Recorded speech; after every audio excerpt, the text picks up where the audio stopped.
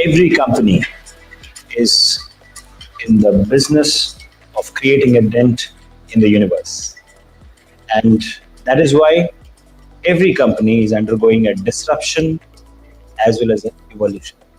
They're trying to disrupt the market with a low cost, better product. At the same time, they're trying to reduce their burn, their churn, their cost. And at the same time, all of this leads to difference in the way things are done in a biotech company. Especially when it comes to biotech companies, we are trying to solve the biggest problems of humanity. So obviously, it takes a lot of time, resources, and capital, right? So everybody, welcome to this special job trends webinar where we are going to analyze the job trends, which will give us a glimpse of how the future is going to look like. And also we have a special guest. We have the head of HR at Pandorum, and he's going to join us shortly. Also, we have our very own Diluxi Arya. She is going to join us with a lot of data, a lot of insights about what has changed in the last 24 months in the biotech industry. And that will give you a very good idea about how things are going to be in the future, right? Now, let's talk about predictions first. You know, it's like a graph. So you connect the dots of the past, find out what worked and what didn't, and that's how you can paint a beautiful picture of the future for yourself. Now, when it comes to job trends, the problem is there are very less companies which are talking about it, and Biotecnika is one such company which is always hell bent to get you guys placed into the best biotech companies out there, right? So remember in one of my videos I had said top 10 disruptive most innovative startups of India. One of them is Pandorum. Now, Pandorum Technologies is working on multiple things, and today we are proud to have the head of HR at Pandorum, Mr. Abhishek Haldar, and I would like to bring him up onto the stage now. Hi, Abhishek, how are you? Good, good. Thank you, Shekhar. It's a pleasure being here with the Biotecnika team and all that in this. Right. So thank you, Abhishek, for joining us. And quickly, let me introduce you to now the next panelist on board, which we have. You have always seen her on Biotecnika. That's our very own Diluxi Arya. She is the person who has analyzed all the trends for us today, and she's going to talk about it. She has been with Biotecnika for more than a decade now, and she's going to tell you more insights in a graphical way, data things, right? And then we will be open to Q&A, okay? So let me tell you the flow of the webinar. After me now, Diluxi will share her screen, share the data with you. She will analyze the data and tell you what are the new types of jobs coming up, how you should be well prepared enough. And once she's done, we will be having Abhishek with his own presentation on how Pandorum hires, what are the things they are doing, what are the open positions, what are their expectations from you, and followed by that we'll have a small Q&A. So let those questions keep coming in, okay? And if it is appreciation also, most welcome. Go ahead and put that down in the comment section, because at the end you'll get those 10 minutes where we'll try to do a Q&A, okay? So Diluxi, I would like to invite you now to start with your talk, and Abhishek after that. Thank you so much, guys, and over to you, Diluxi. Thank you, sir. Good evening, everybody. I'm Diluxi, and I'm part of the online editing team that is there at Biotecnika. So if you are an ardent follower, all of the opportunities that are posted on the Biotecnika website is by the team that I am part of. So we have a rough or a very good idea as to what is going on in the job sector right now. So I'm going to present the latest job trends in the biotech sector. So I'll be analyzing the sector, like give you a bird's eye view of it. What are the job trends? What are the employers what they're looking for, the skills, and what are the challenges or opportunities that we face right now? Okay, so let's begin.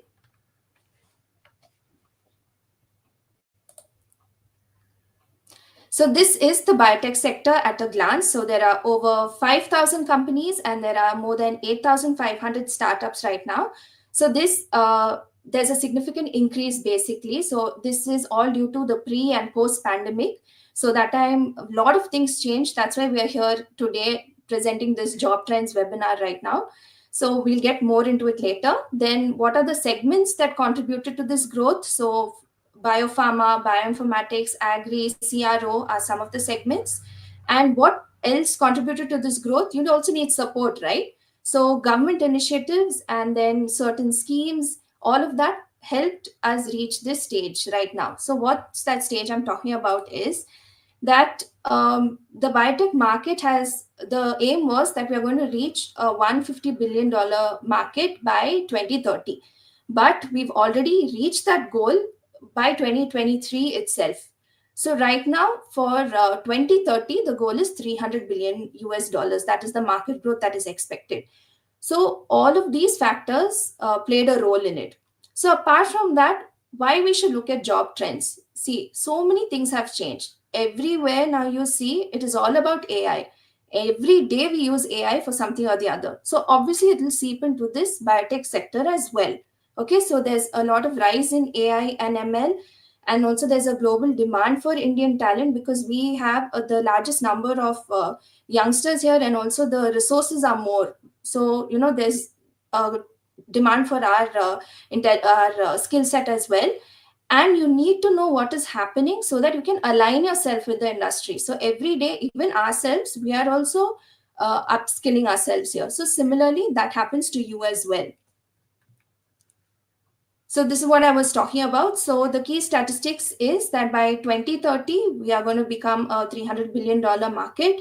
And that is the Indian bioeconomy. Globally, it's going to be in trillions. So there's a lot of even FDI, that is direct and foreign direct investments, and a lot of government initiatives and schemes, which are also helping this. So if you see this chart here, how it shows that in 2020, it was very small, like even before that, like 2018, 2019 and all, it was like 87, almost 90 billion dollars. But then now see how it has, just zoomed past.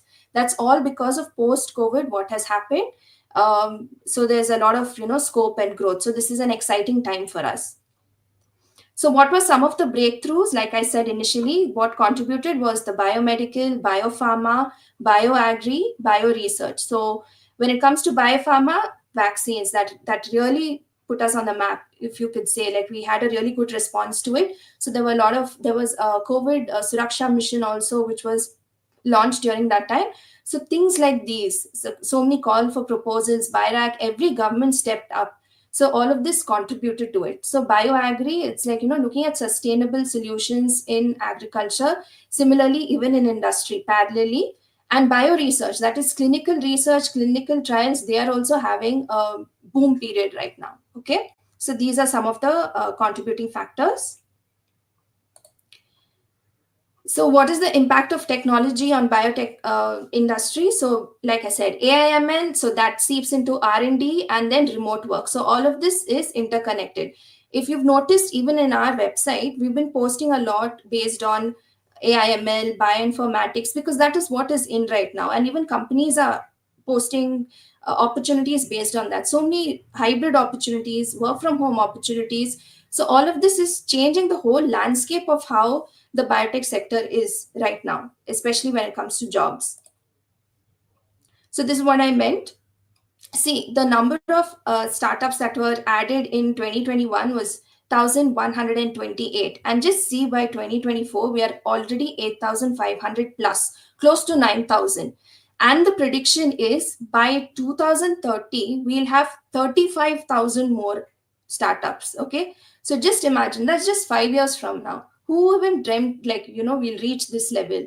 And it's also projected that this increase or the addition of startups will lead to about jobs of about 35 million by 2030. So there is growth, there is development, there is opportunity, but you need to keep your eyes peeled and follow all the right places to get this information. So specifically, like us, Biotecnika, LinkedIn, whatever, you need to keep up with it, since we are also updating ourselves. So we'll give you all the latest info on it. So what I'll be talking about in general, from what I've observed from post-pandemic to now, specifically in the last year, the job statistics, as in the trends in the way the jobs have been posted, who are the top employers, what are the skills that they're looking for, what are some of the emerging roles, and which are the hotspots, the leading places where these opportunities lay. So this is what the trend look like for us. I've picked a few, the most important ones: biotechnology, microbiology, molecular biology, food technology, and we have bioinformatics, AI, data science, clinical research. Okay, so these were the new entrants, the last few that I mentioned. Biotechnology, molecular biology, microbiology, evergreen, always, those skills are always needed, always required. But we also have an addition of bioinformatics, clinical research, so AI. These are the new things that have come, and I've seen an exceptional number of jobs being posted. I remember clearly pre pandemic, there was no noise about bioinformatics, not as much.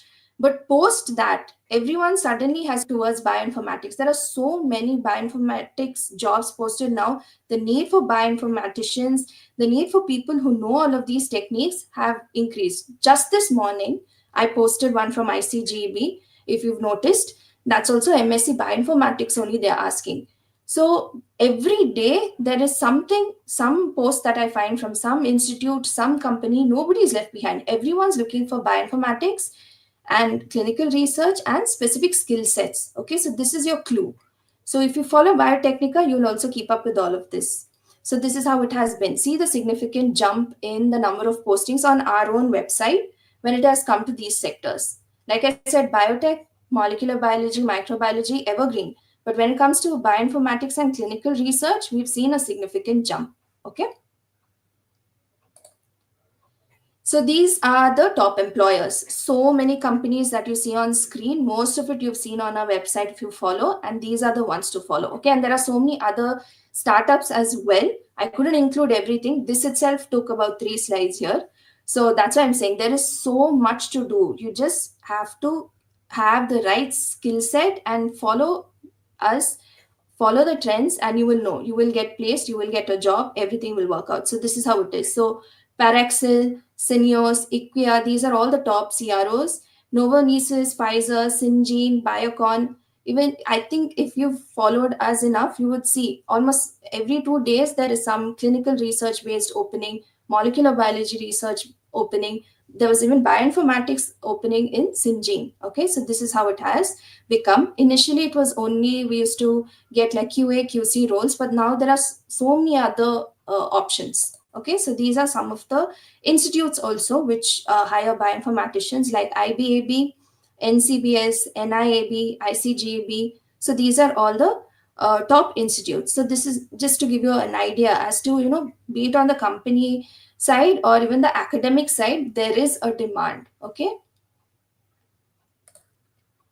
So what are the top skills that are needed when it comes to the biotech sector? So first off, I'm starting with bioinformatics because that is a trend right now. So you have Python, Perl, these are the programming languages that you need to know. Certain tools like Blast, GROMACS are the tools. What it is used for, like data analysis, genomics, transcriptomics. So these are the kind of skills and tools that they're looking for.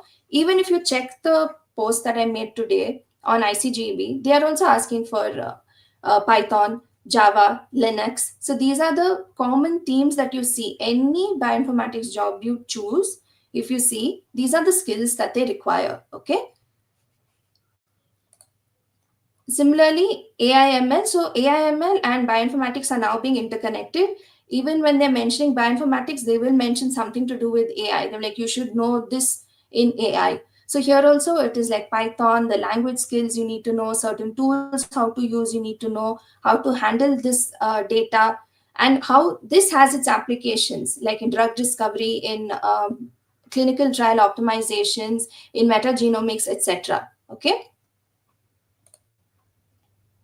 Then, like I said, the evergreen fields of molecular biology and microbiology. So these techniques will never go out. So CRISPR, PCR, qPCR, ELISA, I think you've heard of all of this. We also post frequently about it. Any microbiology molecular biology job posting you see, these are like this, it has to come part and parcel of it. So these are the skills that they look for. So if you know mass spec, HPLC, all of this is an added advantage. Okay. So biotechnology also upstream, downstream processing. If you've noticed, Biocon Biologics, Syngene, all of these post regarding processing, upstream, downstream processing roles. Then regulatory skills. Apart from these, what are the other things that are in demand right now, skill wise, is data analysis and even statistics. A lot of biostatistics also I'm seeing, and scientific writing and documentation. So how to write research papers, grant proposals, all of those are also skills which are now kind of needed, expected. So what are some of the emerging roles? So in bioinformatics, we have bioinformatics data scientist, clinical bioinformatician, bioinformatics data analyst, proteomics bioinformatician, metagenomics analyst. There are so many varied roles that are available right now. We are always, fixed on certain ideas. That's not how it is. There's actually tons of opportunity. It's just that we need to know where to look. Okay. Then clinical research. There's a sudden uptick in clinical data science, clinical project manager jobs, clinical research jobs, regulatory affairs, pharmacovigilance. We thought these were only reserved for the pharma sector, but no, even as biotech people, life sciences, they also can get into this. So we shouldn't have just tunnel vision, we should be more open minded. We should see where else we can look for opportunities. And there are. Next, AI/ML in biotechnology. So AI specialist in biology, computational biology, data scientist, healthcare, machine learning. So these are all of the new roles that are emerging of late. And in biotechnology, industrial biotechnology, gene therapy, bioprocess development scientists, CRISPR. So CRISPR you've heard, and it is still going on. So this is also all the techniques and roles and advances and opportunities that you can look towards. So what are the regional hotspots? Meaning, where do you normally find this? It's Pune, Hyderabad, then you have Mumbai, Bangalore, and NCR region. Normally, there itself, these opportunities are there, but even you have it in institutes as well. So institutes pan India. So you have like CSI institutes which have these opportunities. Even IITs have opportunities for research if you're research oriented to get into those roles. So bioinformatics is used there also. Mass spec, NGS sequencing, all of that comes into those areas as well. This graphic, what you see here, these are the hotspots of all the startups. So these are the regions where you have the most number of startups. Anyways, like I said, we are projected to have more than 35,000. So obviously, it won't be restricted only to these areas. There will be more coming up. So there is a lot of opportunity. Imagine 35 million jobs this can create in the next 5 years. So that's a encouraging number for us. Now that I spoke all about this, okay, so these are evergreen fields, emerging fields of bioinformatics, AI, ML, all of that I said. Now, what are the challenges? Okay, so some of the challenges are skill gap versus industry demand. Very obvious. Like how we are taught in our college, the syllabus of our college is not sufficient at all. There's a complete mismatch in what the industry demands and what the academic training that we get. Okay, so we don't even have expertise in a particular technique. It's because it's mostly all general, right? So many of us, we don't even get a chance to have any practical application of it.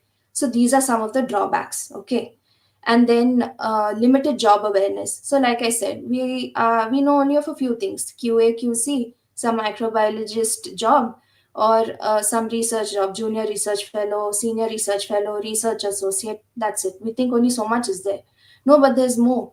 So it's not only QA, QC. You even have clinical research, clinical data science, scientific writing. So you have bioinformatics, computational biology, data scientist, data analyst. There are so many opportunities, trainees, executives, associates, safety trainee executive, they'll say. But life sciences can apply. So there are so many different career paths actually, if we go to see. So that's why I'm saying our knowledge base is very limited. So if you come over to Biotecnika, you can see the variety of jobs that are posted, variety of experience levels also. It's not only freshers, it's for everyone. So that they're also looking at that, you'll get an idea as to, okay, so this is what is available in the market. And then, of course, we have global competition because we have so many hindrances in our academic training structure. That's why, at least in research way, the research based jobs, the international people have a edge over us. So that is some of the challenges. Now, what are some of the opportunities? Okay, so these are things which are holding you back. So, what are some of the opportunities? So, there are emerging fields, like I said, data science, clinical research, computational biology, genomics, cancer genomics. So, all of these are, emerging fields. So, tech is something that all of us are adapting to quickly. And maybe because y'all are now the younger generation, y'all can adapt faster. So, these are fields which are easy for you, then not very easy in that way, but easier to adapt to.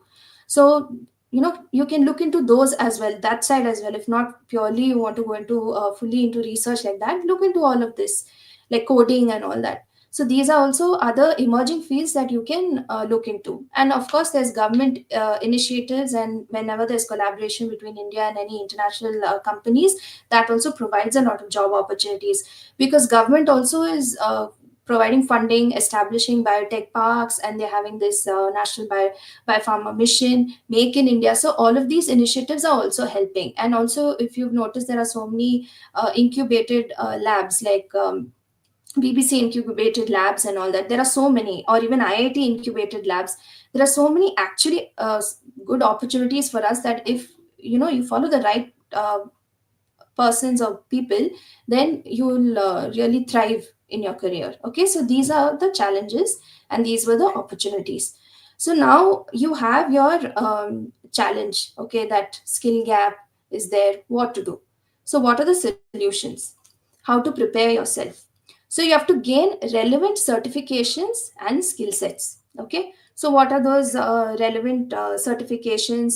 Like I said, clinical data management, pharmacovigilance, regulatory affairs, coding, bioinformatics, and these are all, especially bioinformatics, coding and all, can be done offline also, at home also. You can learn. Okay, so there shouldn't, ideally these shouldn't pose that much of a barrier for you. Courses in AI ML, okay. Then importance of hands-on research experience. So that is workshops, internships, dissertations, projects. Okay, these make a huge difference. Then you have networking with industry professionals. LinkedIn is your best friend. Then your seniors, your alumni network, you have to keep in touch, see what everyone is up to, attend these webinars and conferences, exchange information, contact details, and this is how you get to know what else is open for you. So many times it's because of your seniors, someone knows someone, someone knows someone, also you'll get a job. So this is all these help you in the job market. So where do you gain these certifications and skill sets and hands-on training and all? So all these CSIR labs and the institutes and these IITs also, they provide projects, dissertations, internships. In fact, we've posted quite a few like internship opportunities from IITs recently, and then CCMB, like a summer training program. Although they are posted, they happen like once a year or twice a year. There are opportunities by them. They also have certain workshops that they conduct, certain hands-on that they conduct. IBAB is another which has a lot of workshops related to bioinformatics. And of course, there's Biotecnika, always here for you, your best friend. We also have a lot of certifications, we have a lot of internships, have a lot of workshops, hands on. So we are always right on the nose when it comes to the trends. And that's all thanks to Shekhar sir, because he's so involved in this, to make biotech something great in India. So if you follow Biotecnika, you will be well prepared for the biotech job market. There's nothing to be worried about.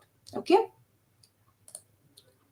so in conclusion, I would like to say that the biotech industry is growing. There are so many new avenues popping up, and that's all thanks to so many initiatives that are coming through the government as well. And also entrepreneurs are being encouraged. So many startups we have, and that's really great. So we have a lot of opportunity right now, and skills matter.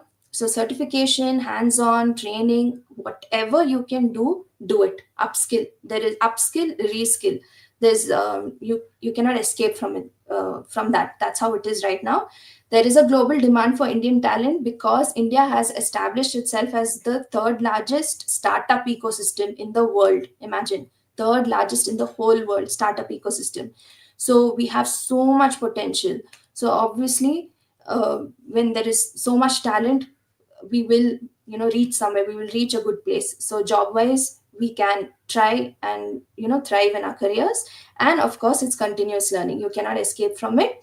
So apart from your academics, whatever else you can get your hands on, do it. So that is going to help you. So this is how the job trends, the skills, the market is looking right now. So, in conclusion, all the very best. Don't worry, Biotecnika is always here for you. And we have another speaker, Mr. Abhishek, who's the head HR of Pandorum Technology. So that is one of the upcoming emerging startups. And I'll hand it over to Mr. Abhishek, so he can better. Right. So thank you, Diluxi. That was really amazing data which you presented. I'm sure our um, audience has been enriched with a lot of insights. I hope so. Special thanks to the team behind you, which compiles all Yeah. of this and came up with and well done, very nice presentation. So Diluxi, I had a question for you before we move on to our next panelist. I'm sure our audience is dying to meet him with his data, but Diluxi, we always keep getting this criticism that biotech will never take off in India. But at the same time, I keep seeing the biggest investor in biotech is government, and so many startups coming up. And now we have a projection of 35,000 startups. According to you, where do you see biotech by 2030? What's your opinion? So we've reached our target of 150 billion 2 years in advance itself. So 300 billion, I'm sure we can do it like that.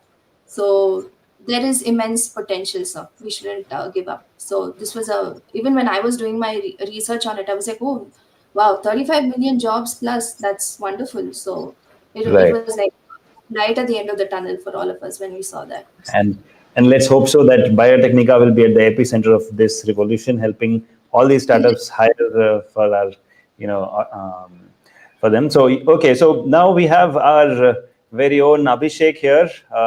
Hey Abhishek, now it's your turn. If you could share your insights on how biotech is shaping up in India and special insights we want from you about how Pandorum hires, what kind of talent you look for, so that our audience can be prepared whenever next time you have a vacancy. Over to you.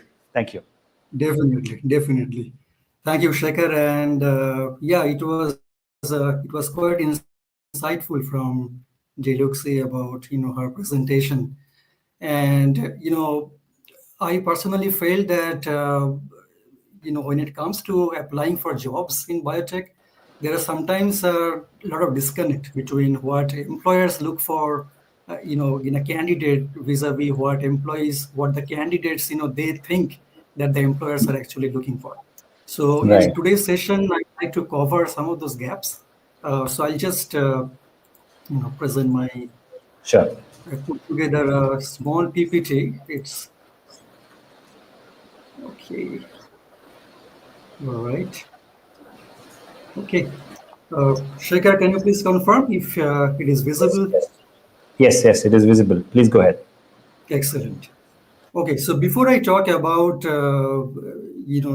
jump into what the expectations from the candidates or what kind of, skill sets we look for, what are some of the emerging roles, let me step back a little bit and just give a brief idea about, how the biotech sector in India. Of course, Diluxi has already given, this particular slide, little bit explanation, but yes, it looks pretty encouraging if you look at, the Indian biotech industry, the valuation. It is presently it's a 130 US billion dollar valuation market, and it will grow to more than 300 billion USD in 2030, 2033, and so on onwards. And some of the factors, why there is such a steady growth in Indian market. Of course, one is the Indian government policy in terms of the Make in India, in terms of tax benefits that the Indian government is offering to the startups for the initial few years, for example. Also, there are regulatory support, and if you also look at the technology advancements in the field, that also is driving the growth, and also the support the ecosystem of the biotech hubs, for example. If you talk about SICAMP, if you talk about the IKP Park, if you talk about the Bangalore Bio Innovation Center, so these all are being supported by Government of India, by BIRAC, and these all, and the huge talent supply. These all are a couple of reasons, and of course, apart from this, if you also talk about the growing the healthcare needs, or the disease burdens that we have. So these all factors are actually contributing to the growth in the Indian biotech industry. And just a snapshot about how the sector looks like in terms of the revenue creation, the value creation. So biopharma definitely is leading in terms of all the biosimilars, in terms of vaccines, antibodies productions, and so on. And then there are bioagri. I met recently some of the co-founders of agri-tech startups, and some of the things they're working on are fascinating. For example, they are working on IoT-based, weather forecasting, very accurate, micro-level, farm-specific, weather forecasting, soil quality monitoring, irrigation, pest control. So a lot of these things, they are doing, using biosensors. These are fascinating stuff, the way they are utilizing technology, the machine learning and artificial intelligence. Then, of course, there are bioservices, all the CROs, CDMOs, and then bioindustrials and bio-ITs. These are all contributing. In terms of the growing biotech sectors, again, Diluxi has talked about the biopharmaceuticals, which is leading the job creations in biotech, in terms of a lot of these antibodies, biosimilars, generics, vaccines, but at the same time, so these are more in terms of numbers. But if you're talking about more of the emerging sides, what are some of the emerging trending sectors in biotech? Definitely, the cell and gene therapies is one of those, where the tissue engineering, stem cells, where Pandorum is working on. This is one area. And then agri-tech, the precision agriculture I just talked about. And then again, the regenerative medicine, the organoids, 3D bioprinting. So these are again some of the, the growing kind of skills, emerging skills, and the areas where most of the jobs are being created. So I'll just give you a little bit, very quick intro into Pandorum Technologies. We are a biotech startup, based in Bangalore. I'm not going to go through all the text, mentioned here, but more in a layman's term, we are into purely research and development. We're a platform technology company.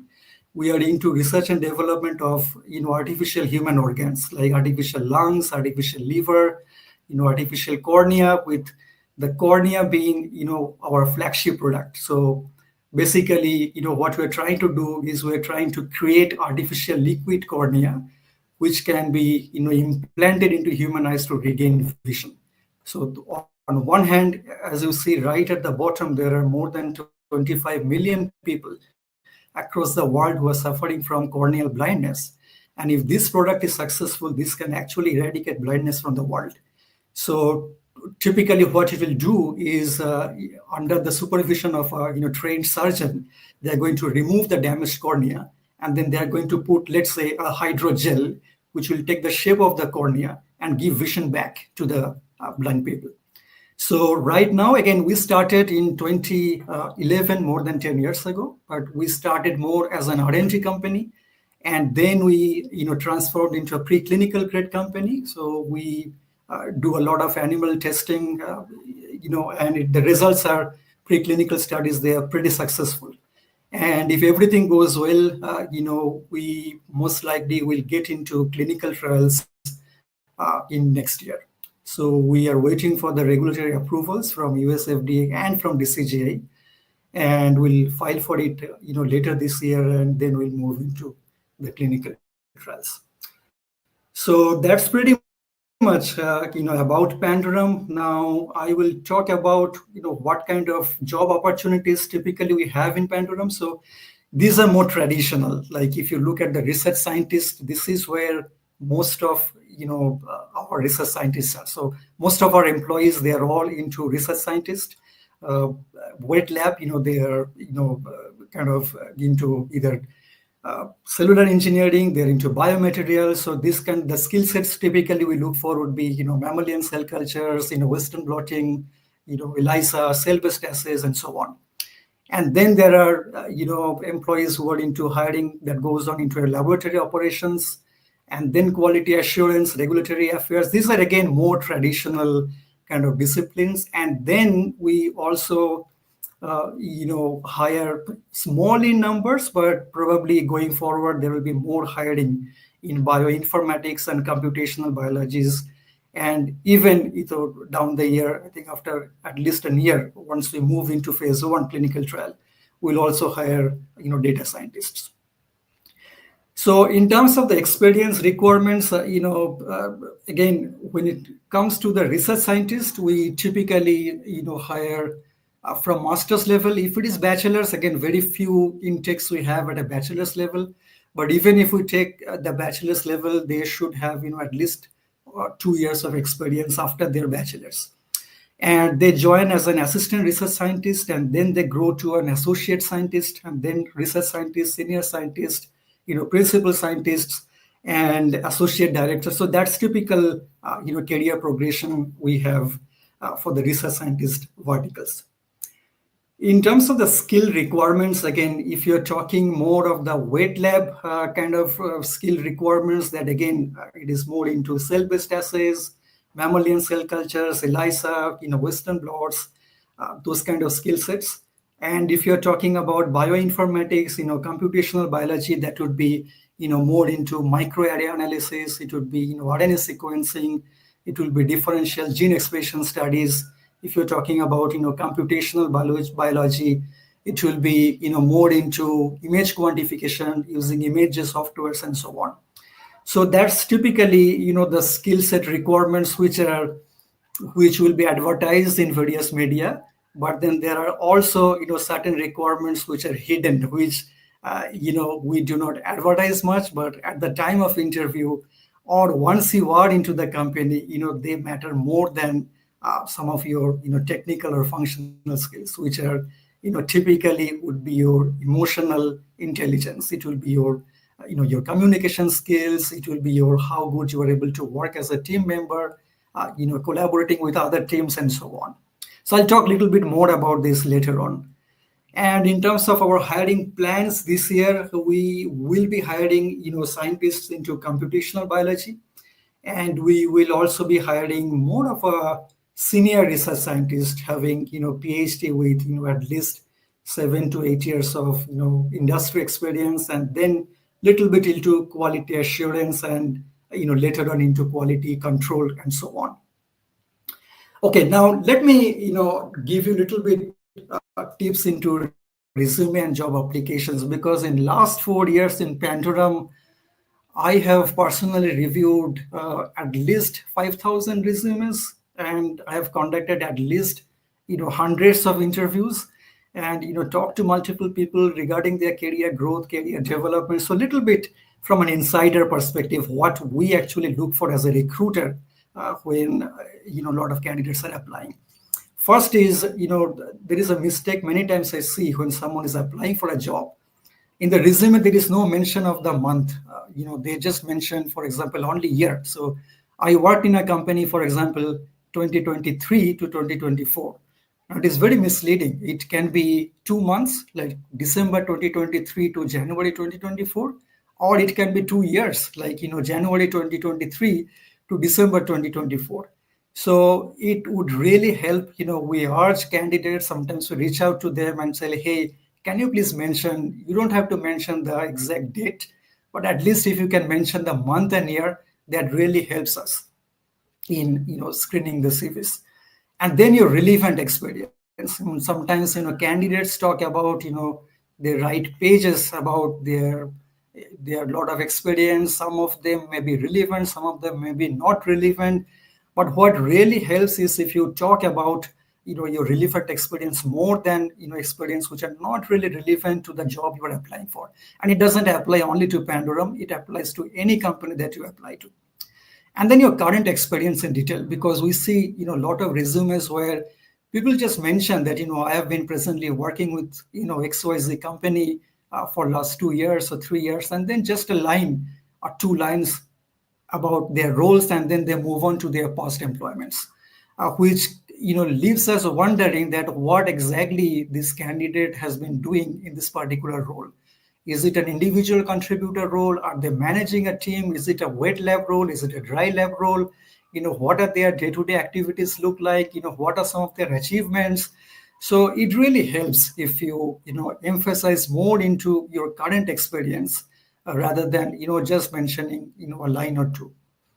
And then academic performance again, if you are a very experienced scientist, you are coming up with let's say 10 years plus experience, then probably your academic performance doesn't matter as much as your relevant industry experience. But that being said, especially if you are starting out your career and you are a fresher, fresh bachelor's, fresh master's, or even PhD, it helps if you're talking in the bracket, besides your educational qualification, your institute details, you also mention about your percentage of marks, for example. Current location, it helps if you mention where are you currently based at, because sometimes we would like to have one-to-one interactions in person. And then if we see this candidate is in Bangalore, for example, or in Delhi, if we are recruiting for a position in Delhi, that helps. And lastly, publication details. Again, this is more applicable for the target PhD level hires, because we like to see more about what are their publications, how many publications they have had during their PhD, how many of those are first author publications, how many are second author publications, what is the impact factor, what are some of the journals in which they have published. So some of those details, if you mention, you don't have to give too many details, but at least a list of publications with each having two lines talking about the other co-authors, so that you are first author, second author, that really helps. And then again, some of the things that we really are not much interested into, one is your photo. It doesn't make a difference whether you are having a photo or not having a photo. Then your references. We see, some candidates will mention, a lot of reference details. It's okay, but then it really doesn't make much of a difference, especially when, it is at the initial stages of the interview, because our focus initially is more to assess your technical fitment into the role than looking into your references. And then your hobbies. It is, of course, good to have hobbies. We have a lot of team sports and all within Pandorum.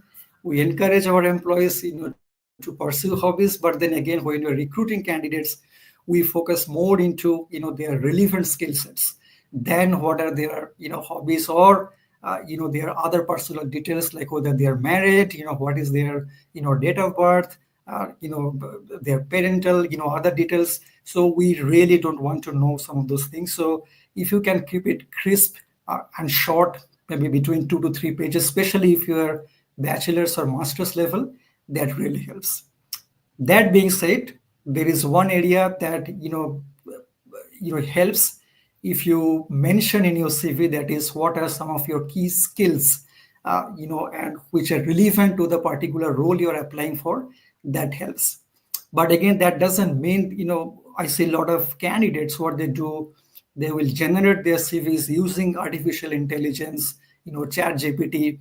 And even if they do not have any experience, in a particular skill sets, they will just keep it there just so that, it attracts the attention of the recruiters. But that doesn't help much, because we will have a quick, 5-10 minutes telephonic conversation.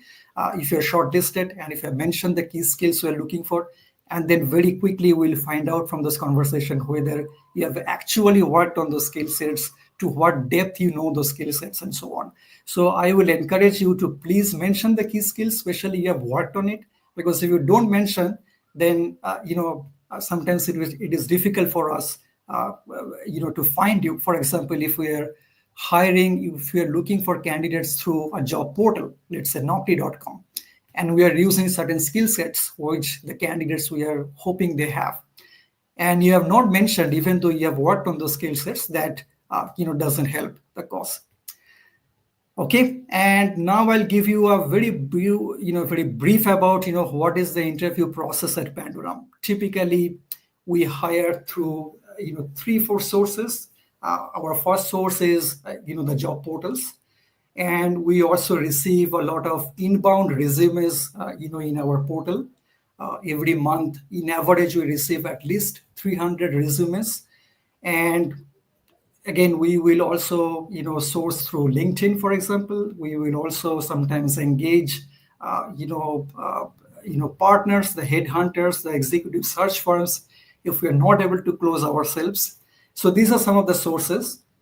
Typically, the interviews at Pandorum is 2 to 3 rounds.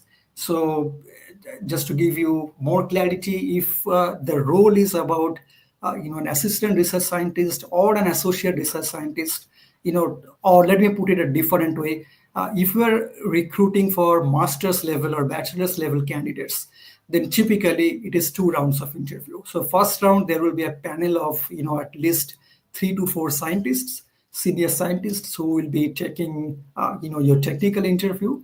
And then if you clear that, there will be a second round where your technical as well as non-technical skills will be assessed. And if you're a PhD and you are a very experienced scientist, then typically we have 3 rounds of interview where our co-founders also will be involved. As of now, most of the interviews, I would say more than 90% of the interviews, they are all conducted online. So you don't have to,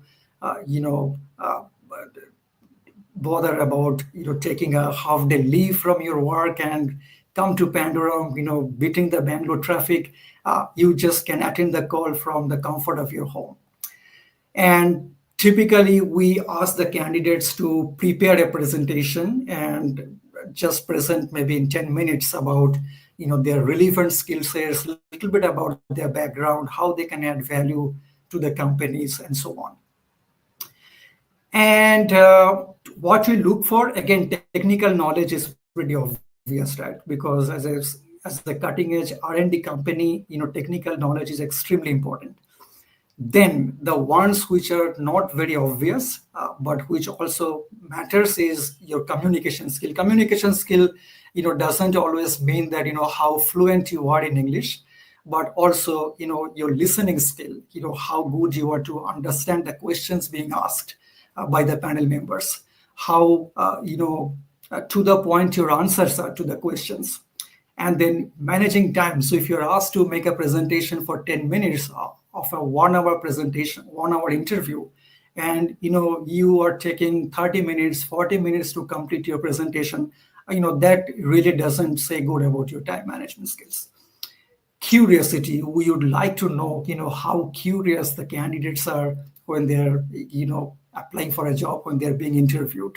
Are they applying just for the sake of applying, or do they really had the pain of going through our websites? They understood our technologies, techniques, what we do, how they can add value, what questions they have.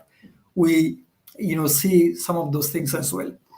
Internet connectivity, definitely can be a deal breaker. For example, we have seen many times all the panel members are waiting, and then, there are frequent, interruptions in the connectivity and the audio or video. There will be breakage. The candidate will drop out and never, come back again. So it helps if you ensure that the connectivity is good. And then lastly, of course, your body language, how you're responding to the questions and other things. So my last slide, in terms of looking ahead, going forward, of course, Diluxi has talked a lot about, what are some of the emerging skills, what are the areas where most of the job opportunities in biotech are going to be. But that being said, going ahead, I personally feel the future, belongs to those who specialize not only in one particular area, but also who are trying to expand, their vertical, and they would like to specialize in multiple domains. For example, if you're a wet lab scientist, say you are good in mammalian cell culture, for example, or Western blotting, it is good, and you are doing a good job in your work. You are being appreciated, and you have been doing this for last 2 years, 3 years. You are happy, you are settled, you have a well-known ambience, colleagues, work-life balance, very good. But if you want to differentiate yourself from the rest, when you are applying for a promotion, we want to applying for a better job, a leadership role, it really helps that if you are trying to push your boundary, and along with your wet lab skills, if you are trying to let's say improve your knowledge, let's say into regulatory, you want to improve your knowledge into IP, patents, and so on.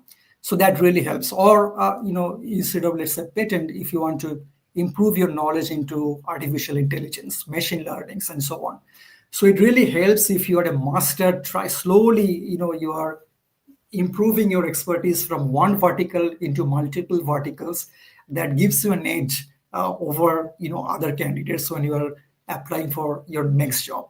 So, and this is regardless of which industry or which particular company you are applying to, or which field, whether it is cell and gene therapy, whether it is biosimilars, whether it is regulatory, whichever job you apply for. If you are trying to specialize into multiple domains, that will really help you move ahead a little bit than the competition. The next point I would like to also emphasize is into the salary, because this is a question we often get from candidates, that hey, what are the benefits typically you offer? Are you going to offer a transport facility to the office? Are you going to offer free meal and many other benefits that we typically expect in a larger corporate? The answer is no. So I think it is important to have a clarity when you are applying to startups vis-a-vis when you are applying to large multinationals like Biocon, Syngene, Reddy's, Zydus, that there will be differences plus and minus in both. So if you are applying into startups, it is likely, it is not always the case, but it is very likely that your fixed salary can be little lower compared to a larger, bigger multinationals. But at the same time, and also there can be the benefits which larger multinationals can afford, but small startups may not be able to afford to offer you. But that being said, there are two things that startup can offer, which larger multinationals may not be able to offer you. One is the learning opportunities, tremendous learning opportunities. You can move from one project to another. You can move from one vertical to another within a year, for example, which may not be so easy to jump from one vertical to another in a larger corporate so frequently. And also in terms of long-term incentives like equity, stock options in a larger corporate, it would not be very easy. But that being said, in a startup, you will see this is more of a norm, more of a practice that, hey, for example, you are an experienced scientist, you are applied for a job in a startup. They may not be able to offer a salary, fixed salary, like a larger multinational, but then they may be able to offer you an equity which a larger multinational may not be able to offer you. And these equities can create a lot of wealth if the company can actually scale, let's say from preclinical to clinical phase 1, phase 2, phase 3, and so on. The company's valuation increases, and that will create a lot of wealth for you during the liquidity time. But then again, larger corporates may offer a lot of job security, which startup may not be able to offer, because in startups it is always ups and downs, because based on a lot of external factors like the overall economy, the fundraising, and other things. So that is also something you need to keep in mind. But so yeah, these are some of the plus minus. And lastly, again, one thing that can really separate you from the rest, that is your emotional intelligence. That is how good you are able to not only manage your projects, manage your deadlines, manage your tasks, the time management, that is extremely important. But that being said, it is equally important that how good you are as a teammate, how good you are able to support your team, when there is a need. And that, separates the best employees in a company from the rest of the employees. So I'll stop here, and I would be happy to take as many questions that you may have. And I will stop my presentation here, and happy to take questions. Right. That was an amazing presentation and talk, Abhishek. Thank you so much for your time today. So, you made a very valid point that a bigger, larger corporation may be able to offer a very high salary, but the equity which you get in a startup, that becomes valuable over a period of time, and it can actually create millionaires out of our employees. And that's definitely a valid point. So I would invite all our you know audience to please go ahead and post your questions. We have good 4 minutes to answer them. So in the meanwhile, we did get some questions which I'll display on the screen. So starting with, okay, I plan to enrich my knowledge and publish papers within some friends. Okay, that's just a comment. Any questions, guys? Please go ahead and ask. Is it possible to secure a master's opportunity abroad with research paper only? Okay, Diluxi, would you like to take that up? Sam, I didn't get the. You didn't get the question. If you see the screen, you should be able to see it. Is it possible to secure a master's opportunity abroad with just the research papers? You need to have a specific set of educational criteria, like in the sense that they need the years that you have studied, that needs to be there. So I don't know if only a research paper will be enough. And there is a little bit of a hindrance. I've heard from other people that the research or the academic what they study here is not that up to par when they compare it to abroad. So it's a little difficult to get placed abroad when you're going for research. So you really need to Right. work. Yeah, it's not just the research paper, but yes, it is one of the components. Next question is from Venkata Lakshmi. Please get us opportunities from abroad in AI/ML. So I think you should visit our Biotecnika global website. That is where you get all those jobs. Moving ahead, let's look at some more questions quickly, guys. If you have any questions, feel free to ask. Okay, what is advice for someone who wants to start biotechnology as a career and studying in BSc first year? Perfect question. I was waiting for Abhishek. What would be your advice to someone who is just starting their career, BSc first year in biotech? I would say that, please focus on the fundamentals, on the theory part, Mm-hmm. because when we're hiring freshers, then the most important thing we look into is how clear you are in terms of the fundamentals, the theory, the applications part of you. That is very important. And try to, have a good percentage of marks. Of course, if you are sincere, if your academic performance are good, that will reflect in your, performance in the interviews. Right, right, right. So next question again, it has come from Paras Parekh. I have met him in last conference. So Parekh asks, what is the startup salary range? If you could throw some light on, Abhishek. Sure. Again, this varies, by skills. This will vary by geographies and other things, specializations, and so on. So, just to give an example, if we are hiring, let's say, masters or a PhD freshers, at an entry level, typically the salary can be between, let's say, 5 to 10 lakhs per year. And then if it is Mm-hmm. more of a mid-level, the salary can be between 10 to 18 lakhs, for example. If it is more experience level, having at least 7 to 8 years of experience after their qualifications, and their performance is good, the salary can be, of course, from 18 to 30 lakhs. It can be even more than that. But that being said, there are, disciplines which are extremely niche, which are highly in demand in the market.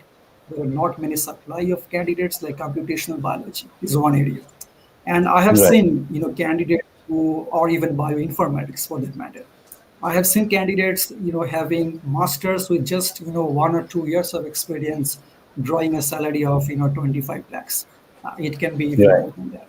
So it all Right. depends on your specialization, but also it also depends on location, especially it is in the US. We hire Mm-hmm. scientists in Chicago, in Illinois, also in California. In California, Right. let's say in San Carlos, San Francisco, it is one of the most expensive cities in US. So because of that, the salary we offer in Chicago, for example, can be, compared to, the salary we are offering someone who is based in San Francisco. Uh, it can be literally half possible. That if you are getting X in Chicago, and if you are in San Francisco, it can be even 2X, purely because of the cost of living.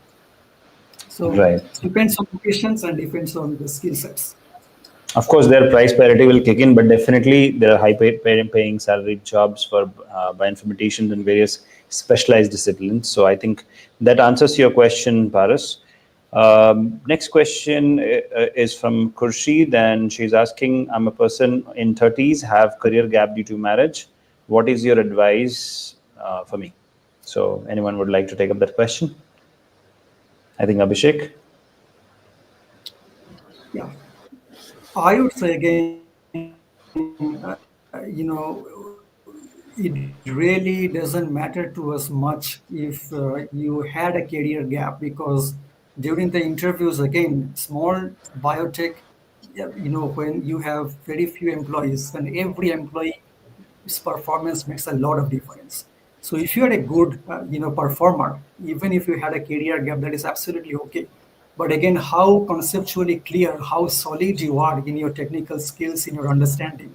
If that is solid, that helps a lot to clear the first barrier.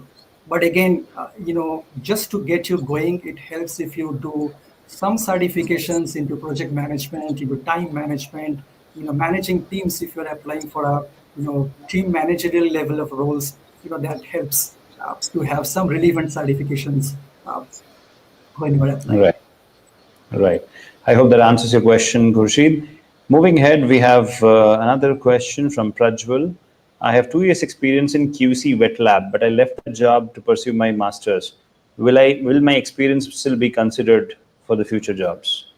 How would you take this up, Abhishek? Yeah, see, if you have 2 years of experience in QC wet lab and you left the job to pursue masters, it's a very good risk. Once you complete your masters, you should be able to relate. You should be able to apply, because when you are doing the masters, you already have past experience. You are able to Right. contribute more even during class discussions. So it is always a better, combination than, a fresh masters, than someone who had prior experience and then they have done masters. So it definitely helps. Once you come back, you should be able to apply your, theoretical knowledge better. So yeah, Right. I do not see, that becomes a bar. Right. So actually, the next question is my favorite. So I want both the panelists to answer. So Paras says that he is 35 plus and he thinks that bioinformatics is growing after the COVID-19 pandemic. Should he pursue that as a career? What's your take, both of you? I would say yes, sir. Of Yes. course, because it's bioinformatics, it's the future's here. So there's no age bar. You can, if you have the aptitude for it, you should go ahead with it. And depends also what your background is. If you've had Yeah. a bio background, then that will also help a lot. Right. Abhishek, what is your opinion? Absolutely, I agree with Diluxi that, I'm not sure what is this person's background is academic, but having a certification or some training into bioinformatics, that really helps. But at the same time, if you had prior experience into wet labs, even better, because bioinformatics in many companies doesn't work in isolation. If you're a Right. bioinformatics analyst, you have to understand the wet labs, the scientists, how they are generating the data, what kind of data they are generating, what are their expectations. So you have to have a lot of communications with the wet lab scientists. So if you had prior experience and now you have switched into bioinformatics, deadly combination. Very good. Right, right. So now that we have already shot up this webinar by 5 minutes, we will have to close it with respect to time. So thank you, everybody. Thank you, panelists, for joining us today for this enlightening webinar for our audience. And to all our those audience whose questions are still unanswered, here is my email ID. I will ask the team to share across. Please shoot that as an email. I'll be sure to pass it on to Abhishek or Diluxi, and they would answer that, and then I'll get back to you. So nothing to worry. We have got you covered. And Abhishek, I look forward to you and your team hiring from our job portal. So we'll be in touch, right? And thank you so much, Diluxi, for that Definitely. analytical, presentation. So Abhishek, shall we look forward to more hiring for Pandorum through Biotecnika? Is that a yes? Definitely. Why not? Awesome. Awesome. So we provide a zero cost hiring solutions to startups. So I'm sure you would be interested. Shreya will be in touch with you on that. So everybody, thank you so much for joining us today for this webinar. I'm sure you have many unanswered questions, and that is why we'll keep coming up with more such webinars in the future. And you know what to do next. You have to subscribe to Biotecnika so that you keep getting all the updates in the biotech industry. So thank you so much. Keep shining. Take care. Bye-bye.